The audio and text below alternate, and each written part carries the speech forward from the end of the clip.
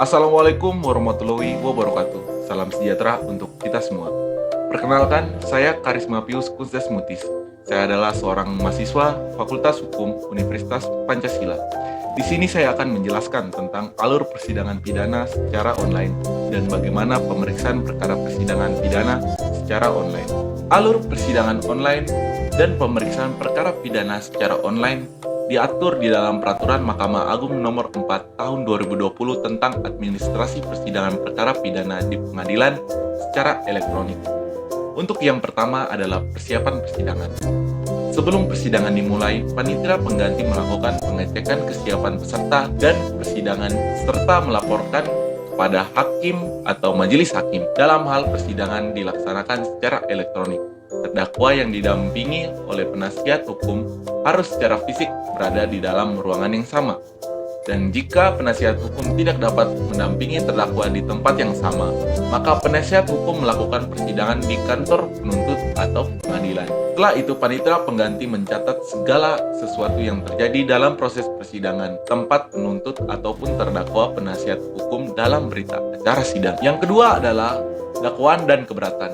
Surat dakwaan, eksepsi atau keberatan, dan pendapat penuntut dibacakan dalam sidang yang dilaksanakan sesuai dengan ketentuan pasal 2 ayat 1 dan ayat 2. Dokumen keberatan eksepsi tersebut dikirim kepada hakim atau majelis hakim dan file dokumen tersebut diteruskan kepada penuntut dan dilakukan sebagaimana diatur dalam pasal 3 ayat 2 dan ayat 3. Dan pendapat penuntut terhadap keberatan terdakwa atau eksepsi dikirim kepada hakim atau majelis hakim sebagaimana pasal 3 ayat 2 dan ayat 3. Yang ketiga adalah pemeriksaan saksi atau ahli. Setiap saksi dan ahli serta penerjemah wajib mengucapkan sumpah atau janji terlebih dahulu sebelum memberikan keterangan baik dari kantor penuntut atau dari tempat lain. Pengucapan sumpah dipandu oleh hakim atau majelis hakim dengan dibantu oleh rohaniwan yang berada di kantor tempat saksi dan ahli memberikan keterangan. Lafal sumpah atau janji tersebut serta tata cara penyumpahan dilakukan sesuai dengan hukum acara. Dalam hal pemeriksaan saksi atau ahli dilakukan sebagaimana dimaksud pada ayat 3 huruf B.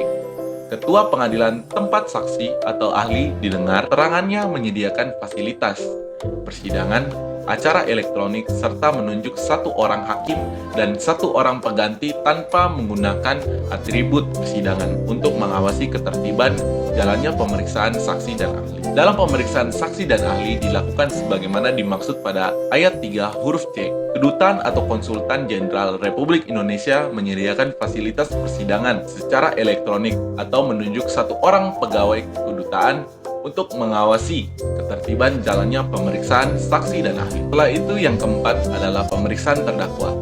Dalam pemeriksaan terdakwa, kita merujuk pada pasal 13 ayat 2 Peraturan Mahkamah Agung Nomor 4 Tahun 2020. Terdakwa yang berada dalam tahanan didengar keterangannya dari tempat ia ditahan dengan didampingi atau tidak didampingi oleh penasihat hukum. Terdakwa yang berada dalam tahanan tetapi tempat terdakwa ditahan tidak memiliki fasilitas untuk sidang elektronik, didengar keterangannya dari kantor penuntut atau pengadilan. Apabila terdakwa tidak ditahan, didengarkan keterangannya di pengadilan, kantor penuntut umum, atau tempat lain yang ditentukan oleh hakim atau majelis hakim melalui penetapan. Bagi terdakwa yang tidak ditahan, Ketua Kepala Pengadilan tempat terdakwa didengar keterangannya menyediakan fasilitas persidangan secara elektronik serta menunjuk satu orang dan satu orang panitera pengganti tanpa menggunakan atribut persidangan untuk mengawasi jalannya persidangan terdakwa.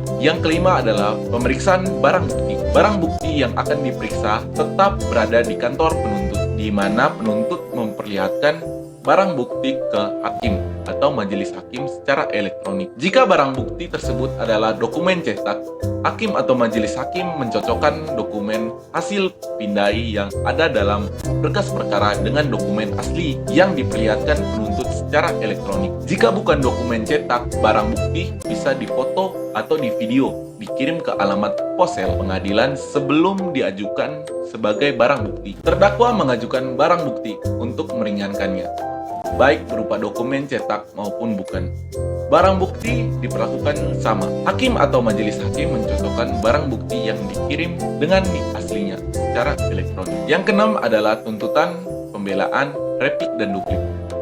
Tuntutan pidana, pembelaan, replik, dan duplik dibacakan di muka sidang sesuai dengan ketentuan hukum acara. Dokumen pidana, pembelaan, replik, dan duplik dikirim ke alamat ponsel pengadilan sebelum dibacakan serta setelah dibacakan. Dokumen itu dikirim ke alamat ponsel penuntut atau terdakwa dan atau penasihat hukum. Yang ketujuh dan yang terakhir adalah putusan dan pemberitahuan putusan. Putusan diucapkan oleh majelis hakim di sidang yang terbuka untuk umum dengan dihadiri penuntut dan terdakwa penasihat hukum kecuali ditentukan lain oleh undang-undang. Dalam keadaan tertentu, berdasarkan penetapan hakim atau majelis hakim, sidang pengucapan putusan dapat dilangsungkan secara elektronik.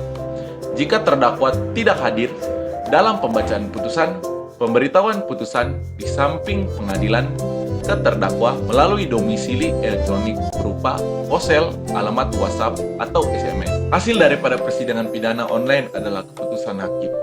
Putusan hakim adalah mahkotanya hakim dan telah memiliki basis legalitas dan legitimasi yang kuat. Sekian dan terima kasih.